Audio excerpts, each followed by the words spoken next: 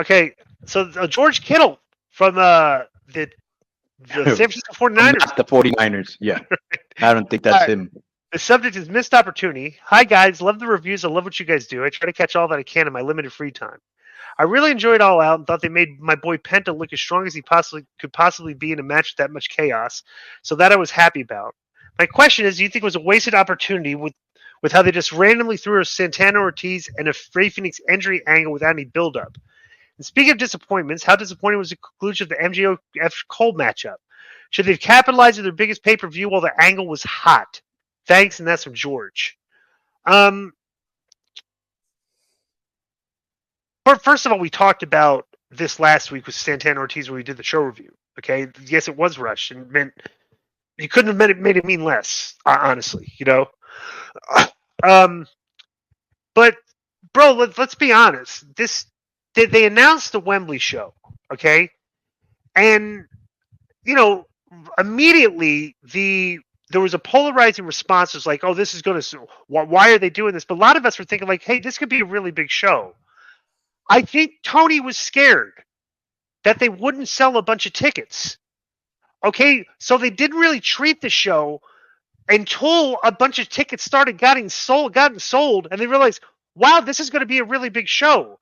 And the next thing you know, it's like 3 weeks away. And it's like, we need to put this on pay-per-view.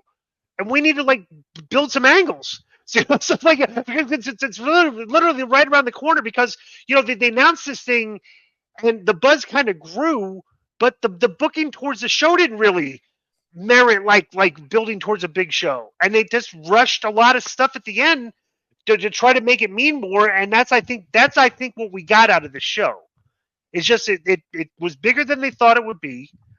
They had to rush the booking, and it kind of came across as like the booking of this was rushed, and it was kind of like, bro, like it looks like this was bigger than they imagined.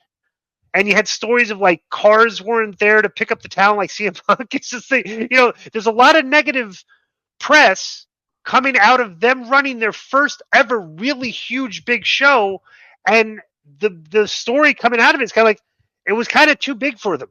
They kind of had missed opportunities at this first show that they should obviously capitalize on next year. You learned your lessons, but like, bro, if you're gonna have a show with 80,000 people, the build needs to start like 3 months out. Like this is like a SummerSlam. Like the SummerSlam build, the WrestleMania build starts months out. And like that they should definitely do that going forward. Would you agree with that, Konnan? It was muted. At the end of the day, they'd already sold 80,000 tickets or whatever it was, and Phoenix got hurt, so they had to put somebody in his place. And they did a really bad job with Santana and Ortiz, I thought, and they'd already sold tickets, so it didn't matter who they put at the end. Their go home show, at least they did a good job of pointing fingers towards All In, but they should have been doing that from a long time ago.